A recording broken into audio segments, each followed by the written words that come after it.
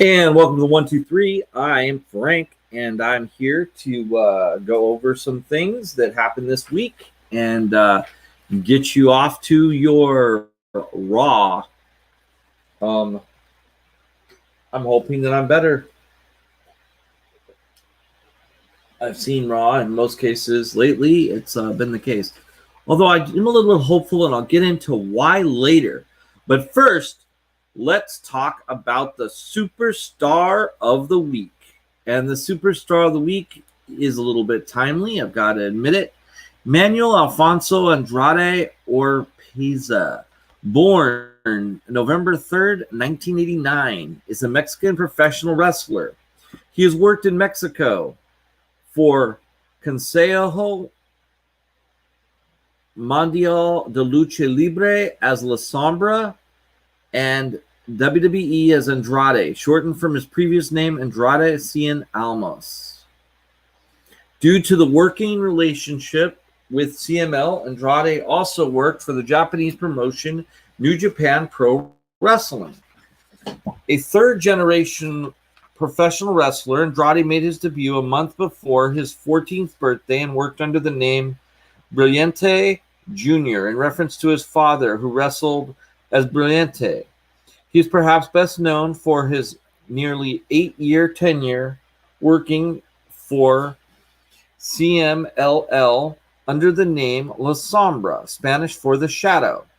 In CMLL, he won the 2007 Torneo Grand Alternative Tournament and 2011 Universal Championship, and at one point he was a triple champion, holding the Mexican National Trios Championship, NWA World Historic Welterweight Championship, and CML World Tag Team Championship at the same time. He also made appearances for New Japan Pro Wrestling, where he is the former IWGP International Champion. While working as La Sombra, Andrade was one of the founding members of Los Incorrigibles, the Ungovernables wrestling group, and won the masks of El Felina, Olympico, and Volador Jr. by defeating them in Lucha de Apuestas matches before losing his own match to Atlantis. Andrade signed with the WWE in 2015 and was assigned to the NXT brand, where he became a one-time NXT champion. He was promoted to the main roster in 2018, becoming a one-time United States champion.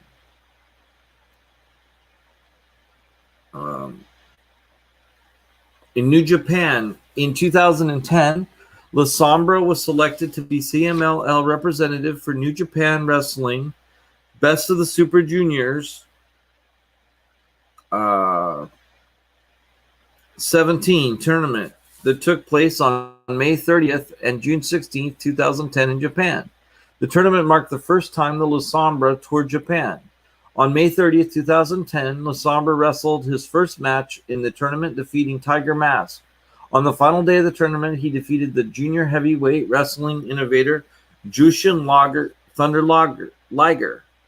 In just 3 wins in the tournament and a total of 6 points, he did not advance to the semifinals. In November of 2010, La Sombra and Mascara Dorado took part in New Japan's 5-day-long Super J Tag League. After winning 2 out of their 4 matches in the group stage, La Sombra and Dorado finished third in their block, missing the finals of the tournament. La Sombra and Dorado returned to the New Japan on January 4th, 2011 at Wrestle Kingdom 5 in the Tokyo Dome, where he defeated Jushin Thunder Liger and Hector Garza in a tag team match. When Sombra pinned Liger as a result of his victory, he was granted a match for Liger's CMLL World Middleweight Championship in the process. Sombra received his match for the championship on January 22nd, 2011 and Fantastica Mania 2011 and lost to Liger. La Sombra returned to New Japan in August of 2011 to take part in the 2011 G1 Climax. La Sombra started the tournament by picking up wins over Wataru Orai and fellow CML worker Strongman, but then went to lose his remaining 7 matches in the tournament, finishing 8th out of the 10 wrestlers in his block. Lasombra returned to Japan in January of 2012 to take part in the Fantastica Mania 2012 events. In the main event of the second night of the tour, Lasombra successfully defended the NWA World Historic Welterweight Championship against Ballador Jr. Lasombra returned to New Japan in April of 2012 to take part in the 2012 New Japan Cup after defeating Yoshihashi in his first round match. He was eliminated from the tournament in the second round of Haruki Goto. In January 2013, Lasombra took part in the 3-day Fantastica Mania 2013 event. During the second night of the tour, Lasombra and successfully challenged Nakamura for the IWGP Intercontinental Championship. During the third and final night, Lasombra defeated Dragon Rojo Jr. to win the NWA World Historic Middleweight Championship. On May 31st, 2013, Lasombra defeated Nakamura in a match in Mexico City to win the IWGP Intercontinental Champion, becoming the first Mexican to hold the championship. On July 20th, he lost the IWGP Intercontinental Championship back to Nakamura during the tour of Japan. From November 23rd to December 6th, Lasombra took part in the 2013 World Tag League, where he and Tetsuya Naito finished with a record of 3 wins and 3 losses, failing to advance to the semifinals. In January of 2014, Lasombra took part in the 5-day Fantastica Mania 2014 tour. Lasombra returned to New Japan in November to take part in the 2014 World Tag League, teaming with Tetsuya Naito once more. The team finished in the middle of their block, 4 wins and 3 losses. In January 2015, Lasombra returned to Japan to take part in the Fantastica Mania 2015 tour, during which he feuded with Mascara Dorado, culminating in the singles match between the two on January 19th, where Lasombra was victorious. WWE.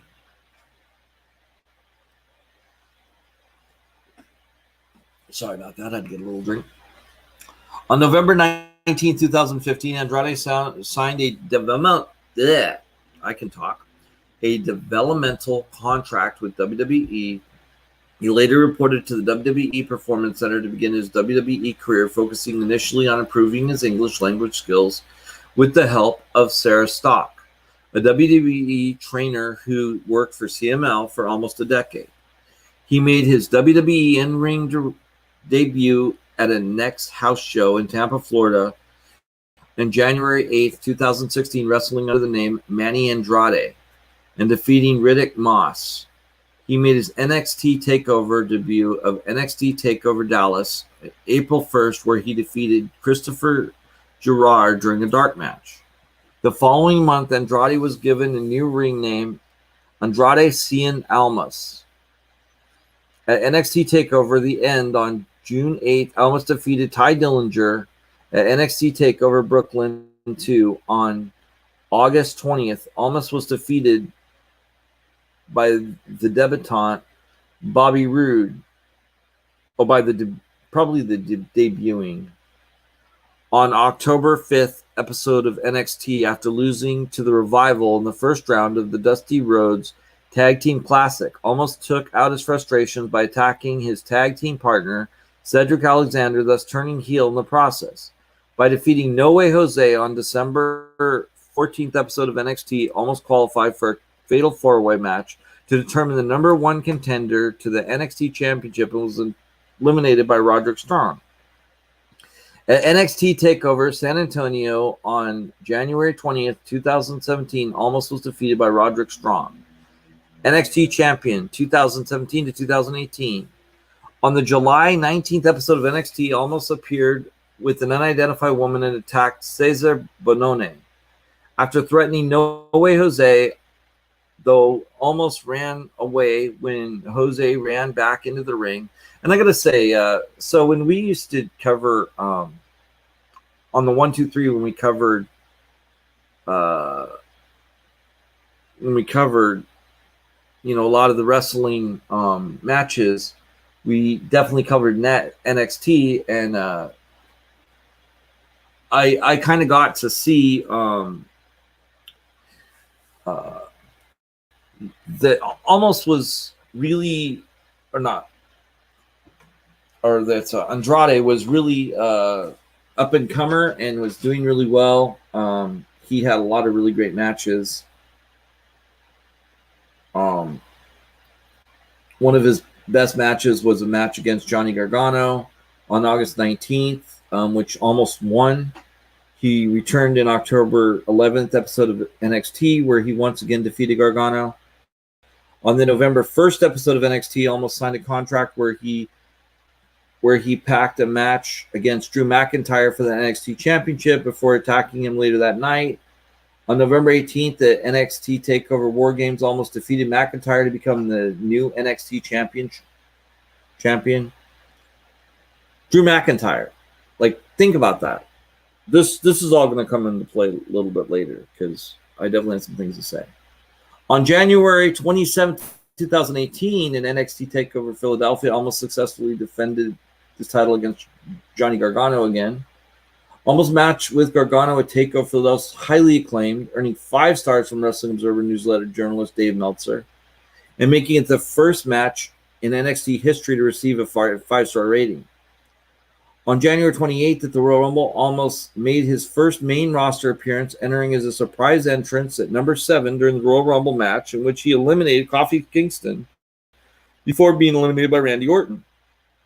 On February 3rd, during an NXT house show, almost teamed with Zelina Vega in her first match as part of the company, in which they were defeated by Johnny Gargano and Candice LeRae.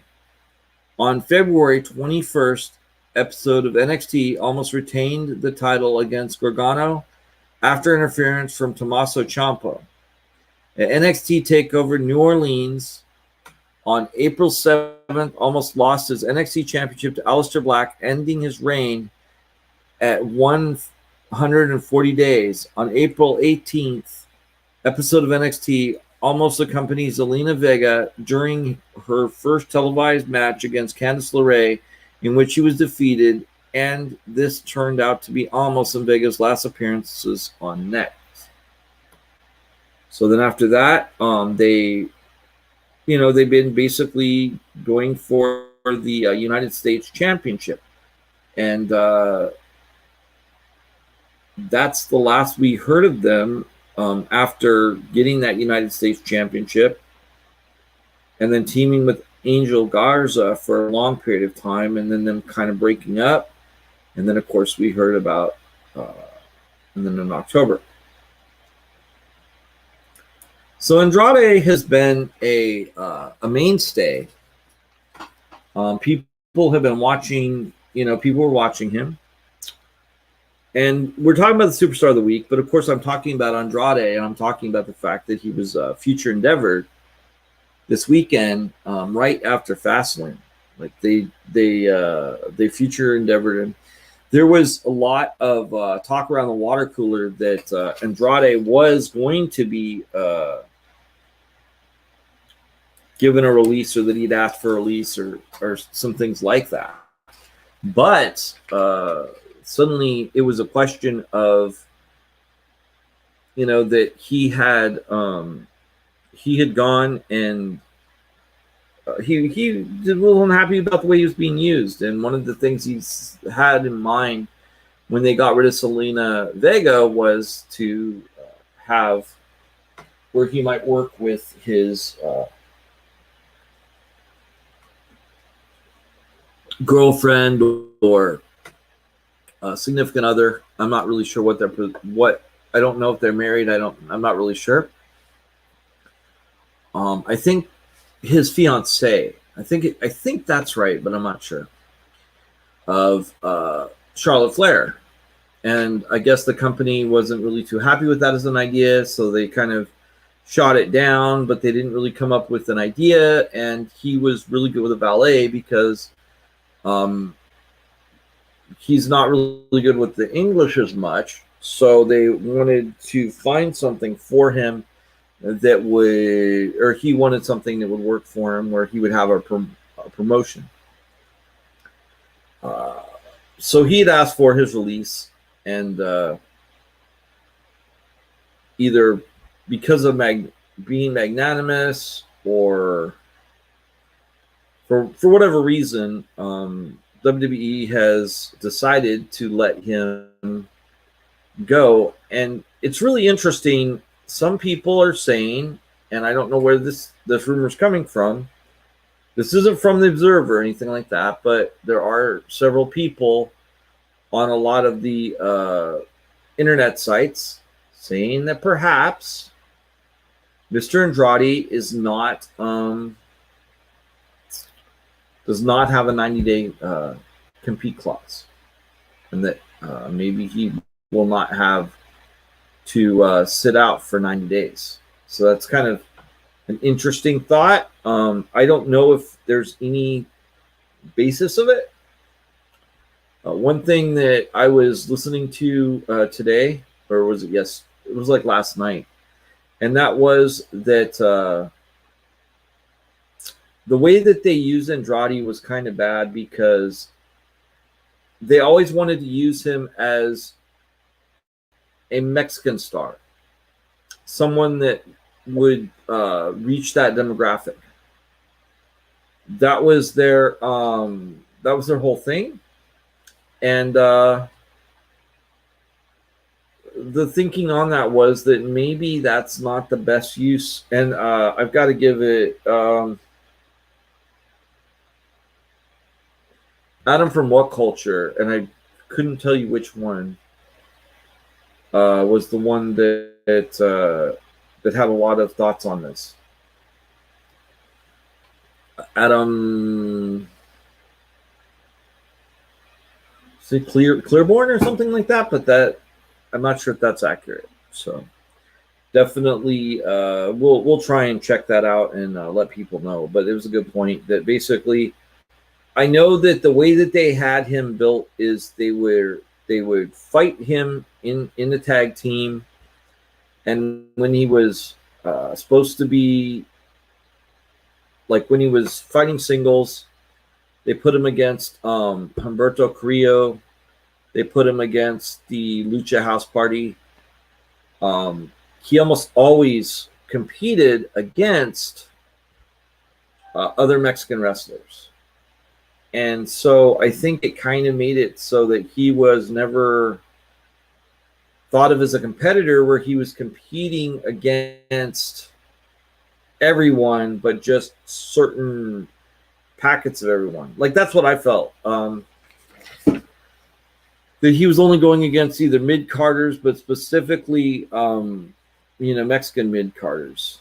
I know that he did have the U.S. Championship for a minute, but it ended up being a large thing. And I can't think of if he ever went up against anybody big. I mean, because it's in NXT, he went up against the likes of Drew McIntyre, and all during his Raw run, he never went up against anybody that was, a major player. And sometimes that kind of rub can really help. It's been a long time also, just a thought, since we've seen Aleister Black. Maybe we'll see him tonight, but I doubt it. I don't know what's going on with that. I don't know if he's waiting for his release. I don't know. It's an interesting point. I was just thinking about this. All right, so we're going to go off on to Fastlane. And Fastlane started out with a match that I didn't see because I was busy getting in and out before the wrestling match. And so I did not see the pre-show. But I found out that it was it was pretty good. It was Matt Riddle, or I guess now Riddle, against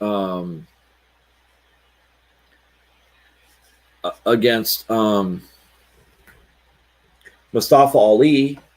And Mustafa Ali, once again, when he lost, decided he had to badmouth Retribution. Retribution wasn't having it. Destruction or Mia Kim, I believe, actually. I think that's who it was. I'm not sure. I'd have to look that up. Left. She wasn't having it. And then the two big guys, Slapjack and T-Bar, or no, Mace and T-Bar, decided to double choke slam Ali. And I think that's going to be the end of Retribution. So that was the very beginning of the card. Then our next match started out with Shayna Baszler and Nia Jax and Bianca Belair and Sasha Banks. And that was weird. Basically, everything was going fine, except for like Nia Jax and Shayna Baszler weren't getting along, and everybody was doing backslap tags. So nobody was actually doing like a normal hot tag. It was all, I'm gonna let me take it. I know what I'm doing, kind of thing. And so it kind of went that way. Sasha had Nia Jax, and then Bianca Belair was trying to stop an interference and got thrown in by Nia Jax. So I guess Bianca Belair must have been pinning Shayna Baszler. And she got knocked. She got in the way of the tag, or knocked, like basically took Sasha out of the position when she got thrown by Nia Jax into her. So when she was like, I'm sorry this happened, but this is what happened, and it's not a big. It's like, well, you're the rookie, and like she's like, don't call me a rookie, and she's like, yeah, you're a rookie, and then she like just slapped her, and I mean, it was like, it was loud, it's really loud, and like just knocked her eyebrow out. It was crazy. So we have no change in the women's tag team match, and they're definitely making it so that Sasha is the heel against Bianca Belair for WrestleMania. Then after that, we had a pretty good match, I thought, with Big E versus our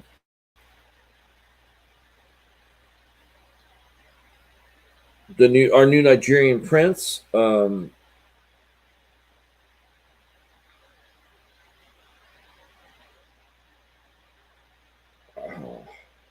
Drives me crazy when I can't remember names.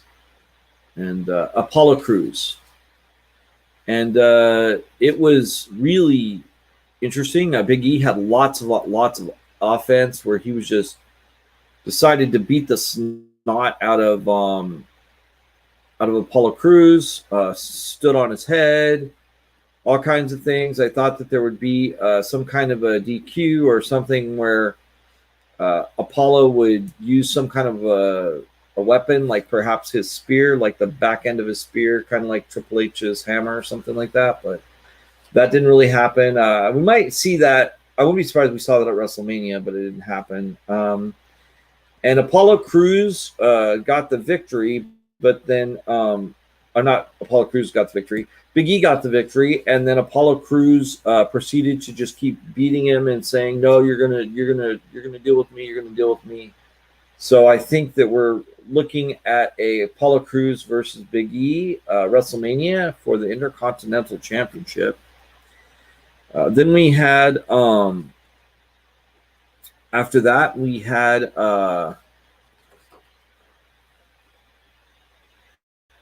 had weird things in my head that did not happen.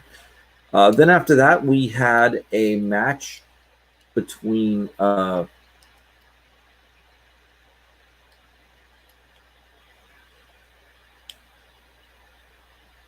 trying to think if that's. I thought we had. I guess so. Yeah, I guess then we had a match between Drew McIntyre and Sheamus, and this match was really really good. Very solid match. There was a one spot where Drew McIntyre threw Sheamus into one of the screens in the back, and all this electricity popped, and it really felt like that should have been the end. There's a lot of things that are weird where it's like, okay, cool, we know you want your character to be really awesome, but the reality is come on, man, electricity should probably stop you. So like him getting up, and then they just kept fighting around the ring. The finish was finally Drew threw Sheamus, or no, I think Sheamus threw Drew into a barricade table. There were lots of spots like that. It was pretty brutal. And then the winner at the end was Drew McIntyre, and that was really good. Then we had the strangest match I've ever seen. The announcer was that it would be a one fall match between Alexa Bliss and Randy Orton. And Randy Orton's music played, and then he started vomiting up black goo. And Alexa Bliss showed up and was kind of walking around kind of in a weird way, and then she somehow caused a firewall to erupt. She dropped some lights on Randy, and she was able to throw a fireball, like you do in the wrestling match, because that's the match, that's really a good go-to if you're wrestling, is to be able to throw a full-on fireball. But not as important as Randy's wrestling move of being able to block a fireball. So yes, it got really strange. And right as Randy was backing up, you could hear this weird music. This disembodied hand. Well, this hand reached from the squared circle and grabbed Randy's leg, trying to pull it down. And then, of course, revealed was the Fiend, and he was completely burned up, and it looked like he had put some kind of a padding. Some people have been saying paper mache, but I'd say it's like I'll say oven mitts, but I don't know. They were like pads. And he had like an all black suit, and his mask was completely melted. So, and like one of his eyes you could see through, the other eye was just like, just like fleshy, and it was kind of weird. And it was a Sister Abigail for the win, and then Alexa Bliss straddled Randy Orton for the win, because clearly there were no DQs for the fire, the dropping the lights, or an entirely different person doing the pin. I'm not saying that this ref was blind, but I'm not saying that he was too aware of his surroundings. Because I think it would have been funny if that firewall would have gone off and you would have just heard the bell ring. Ding, ding, ding, ding, ding, ding. Yep, that's DQ'd. Right there. Right there. That's DQ'd, because using fire on your opponent, unless it's a fire match, an inferno match, then that's not kosher. Then we had Lexa. Then after that, we had our main event, which was Roman Reigns versus Daniel Bryan with special guest enforcer Edge. And basically everything was going okay. And then Bryan finally was about ready to get a tap. And Uso came in. Jey Uso came in with a steel chair to break it up after the tap, because the referee had been knocked out. Edge was the only person that was acting as the enforcer or the referee. So it became kind of a bit of a schmoz. Eventually, Daniel Bryan got the chair and just started beating the heck out of Jey Uso. And then he turned and Edge grabbed the chair after taking the chair shot. And then Edge just kind of lost it, started attacking everybody with the chair. Roman Reigns won. A new referee counted it. And so our champion is still Roman Reigns. And then we had, like I said, we had Edge get mad and attack everybody with a chair. So it looks like they're going for, I'm guessing it'll be announced tonight. It looks like, or maybe during SmackDown, that it will be a three-way between Edge, Roman Reigns, and Daniel Bryan. So that'll be a pretty cool match. Then this week, I watched Dark Elevation, and my thoughts were this. I don't really understand why it doesn't make sense to change Dark, and why we have another, why we have a different version of Dark. It's a little bit, I guess it's supposed to be a little bit more where you don't see just squash matches. I don't really know what their thinking is. They're going more into telling the story of each of these individual wrestlers, but it just seems like it would have been very easy to change the formats for Dark to the same thing. As far as the matches on Dark Elevation, the big one was Ido versus Riho, and that was an interesting match. Trying to think of some of the other matches. Most of the matches were pretty good. They had some good storylines. One of the storylines that came up was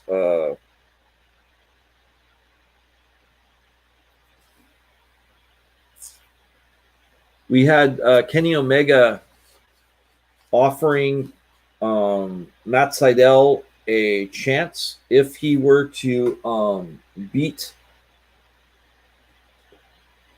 Michael Nakazawa, which he did. He just laid him out pretty much. And then Kenny was like, okay, well, if you beat, you can beat, you have a chance at the championship, but you have to beat me, right now.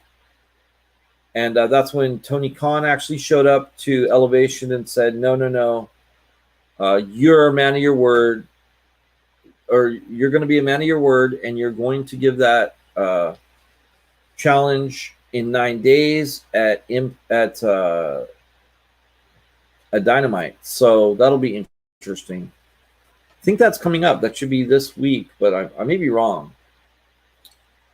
So it was pretty good. Show was really good on the mic. He has some funny stories, and he's really a pretty good color commentator, just as much as Taz is, and Samoa Joe is on the big show. But then on some of the bigger shows, I wasn't going for a reference to Paul White's old character, but it came up. So that's really what I remember about Dark Elevation. Didn't actually see Dark this week. I usually do, but I didn't see it this week. I can't remember what I got busy with, but I think I was just watching shows, and I was really tired that Tuesday, I think, so I just didn't get it. Just didn't end up following it for whatever reason. Then we had Shamrock Smash. Shamrock Smash was a fairly good show. Some of it I thought was like meh. Um, like I love Ray Phoenix, but seeing Ray Phoenix against I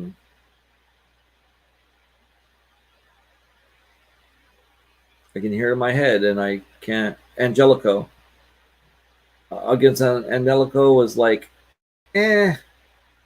It was all right, but at the same time, I just feel like Ray Phoenix is just so much better that it just wasn't. It was more like a squash match, even though Angelico is probably pretty good, but he's not as good in my mind as Ray Phoenix. Um, we've had some other matches. I'm trying to think of what they were. Oh, that's right. You had them. You had the big tag team with Bear Country and TH2 versus the Dark Order, I believe. And that was kind of like just a big cluster. And they just kind of did pretty good. I wasn't too impressed with that one. Then you had a match between Darby Allin and Scorpio Sky. That was pretty good. And then when Scorpio Sky got mad and decided to hurt Darby Allin, that was pretty good. I usually don't do this because, especially when I've seen it, but I am gonna just really quickly take a look because I'd hate to forget a match and not mention it. So I'm gonna look it up real quick. Uh,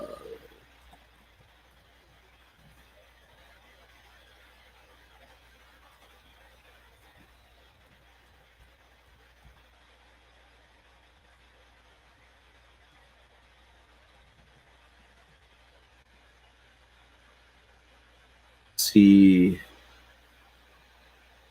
Shamrock Smash.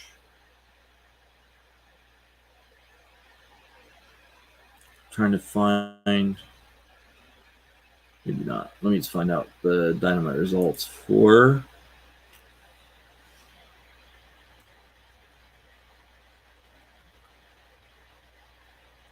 Maybe the St. Patrick's Day Smash. I don't know. It was.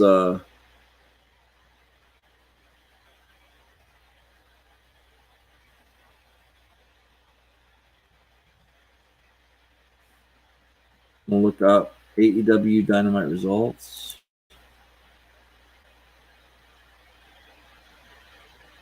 Yeah, 5 days ago. Let me see what we have here. This is from Bleacher Report, which they are definitely. Oh, that's right. We had Cody Rhodes versus Penta El Zero Mito. And after that was Rhodes defeated Penta. Rhodes' arm was injured. And the idea of him being able to keep Penta down with the sunset flip was pretty far-fetched. Okay. Oh, that's right. Then we had Jade Cargill versus Danny Jordan. And that was a good smart Smash Fest like it should have been. Oh, of course. And then we had MJF introducing the Pinnacle. And they looked really good. They were in their fineries, riding around in jets with the really nice cars, and just looked like $1 million, and came in and were really solid. MJF really made a lot of the stories, like all the things that he did in order to get in with Jericho, kind of burying some of the things that he did that were kind of silly. And I thought that it was really good. Oh, that's right. Okay, so then we had Jurassic. Okay, so Jurassic Express, Bear Country, and then it was Matt Hardy, Private Party, The Butcher and the Blade. Yeah, that's the one that, like I said, it was all over the place. I didn't really like it that much. Then we had another interview. I'm getting tired of these interviews, except for the Cage saying he had respect for Sting. I don't know where that's going to go. That'll be kind of interesting. Then we had Eddie Kingston and John Moxley versus the Good Brothers. And that was a pretty good match, actually. Pretty solid. But I think that the reason that's such a solid match is because I just think that I think Eddie Kingston is just a real seasoned professional as far as his promos are really good. He sells really good. He looks really good. I believe he's a tough guy. Like if that guy was like, he'd be cool with you, but he could also definitely be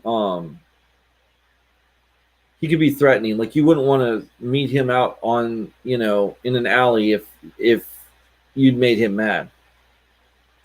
Then of course we're going to talk about the last match, which was as JR would say, a slobber knocker, which was Britt Baker versus Thunder Rosa, and man, that was a good match. I was impressed with that match. Now, I've got a comment about, I guess I didn't really expect, like, I understand kind of where it's coming from, but I don't really agree with it. I really thought it was a good match, and these women put their all into it, and they wanted to really do something more, and I thought it was really good. And I mean, to the point that Britt Baker, juiced. She had like a blood mask on her face. I never liked thumbtacks. I think that thumbtacks made it kind of like let's do hardcore, or let's as like a pop for the audience. But I think that really thumbtacks are unnecessary, and I think maybe this could have been done as a non-hardcore match, but hardcore. It might have been a little bit better, but I think that it was something that we've never seen, a women's hardcore match as a main event, and it's definitely was historical. The bumps that they took on the ladders, the amount of harm's way that they put themselves in, I just have nothing but respect for it, and I understand that some people critiquing it are saying, well, okay, but if a female can do that, then how do we push one of the guys at that same level? And I don't know, like I personally feel that a athletic woman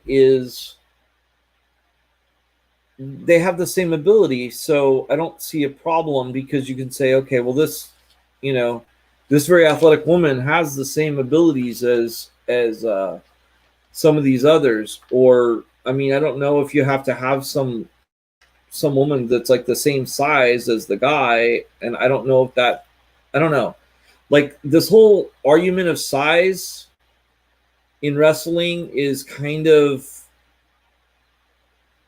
I mean, like it's kind of crazy when somebody like Marco Stunt like jumps up and takes down, if they were to take down, I don't know, like Brian Cage, that's kind of not viable. But when you have two women, they're about the same size, and they're going at it, I think that I don't know.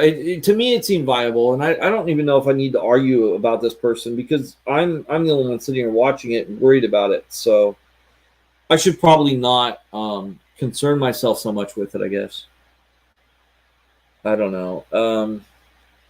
I really do value um, the person's opinion, though. It's just that it's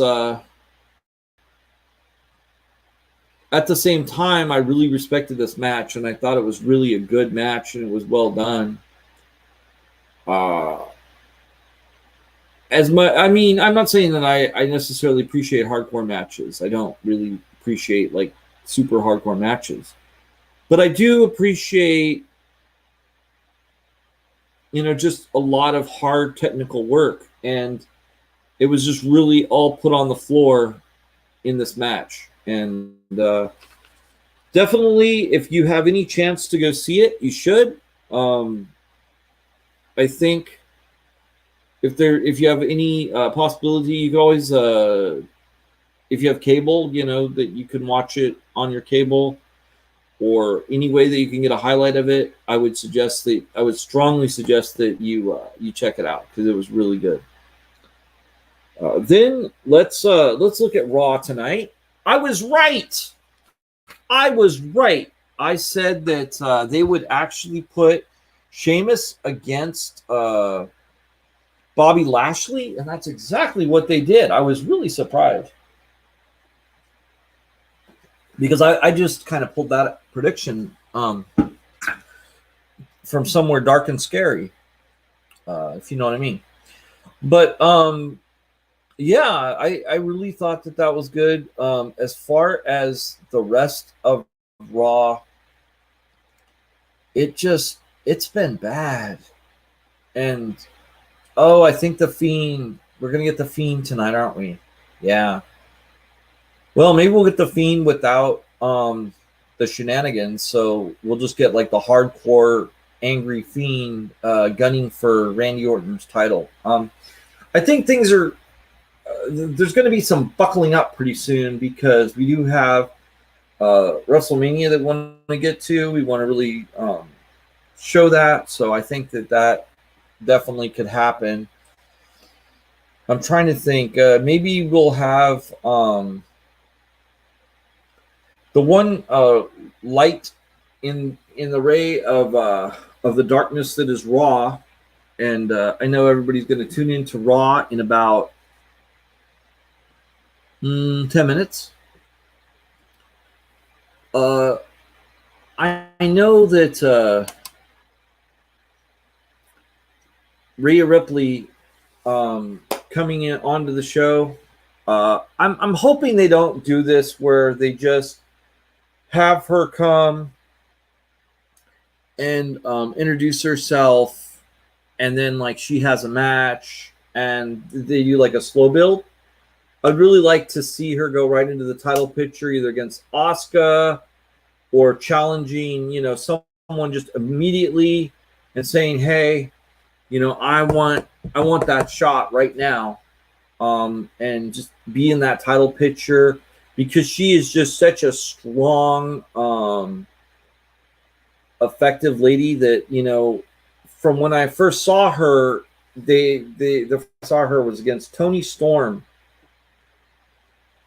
And I was like, wow, they were really pushing Toni Storm on this show. And I was like, that's the person they need to put in. And I think she was at the time an NXT UK, I believe, against Toni Storm. And she just is like a brick house, man. That's all I can say. I mean, I'm not going to get, questionable on air and all that, but I'm just going to say she's just really, really strong. If I was going to book the show, make the show good, I don't know, maybe Riddle against Riddle. I'd like to see Riddle against someone who could really go athletically. I'd like to see him against like either Xavier Woods or Kingston. I don't know. They'll probably do a 3-man tag or something with Kingston and with Riddle and Maybe they'll do the Hurt Business, and maybe they'll do all three of the guys in the Hurt Business. They'll do. Well, that'd be a little rough because it's Matt Riddle. I'm trying to think. I don't know. I don't know what they're going to do that way. But I was thinking if they did a real creative angle, that'd be pretty awesome. I'd like to see that. I don't know what they're gonna do, and I'm kind of scared because most of the time it's just not very good, and I can't really think of what they could do. Well, we have Drew McIntyre.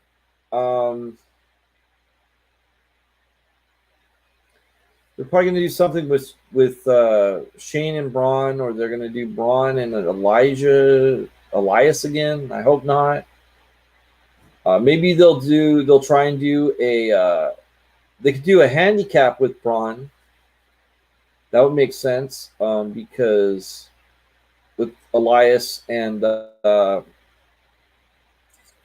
can't think of his name right now. The guy that hangs out with Elias. I don't know. Used to be part of Forgotten Sons, but I can't think of his name right now. I don't know. I don't know what we could do to make it better.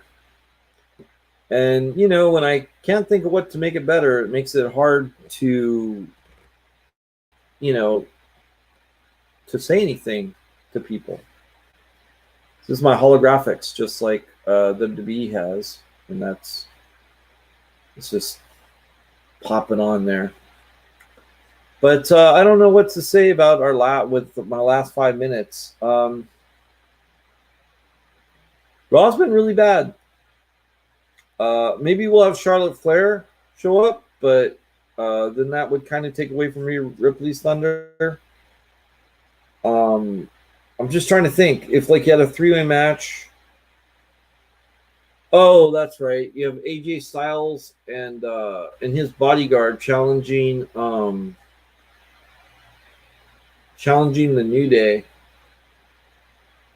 So I don't know. If you could put Braun in with them, it would make sense, or something like that. I don't know. I don't know.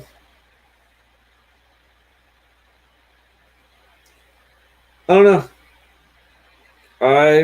going to predict that Raw is probably going to be half-baked again and tastes terrible. But that's our show.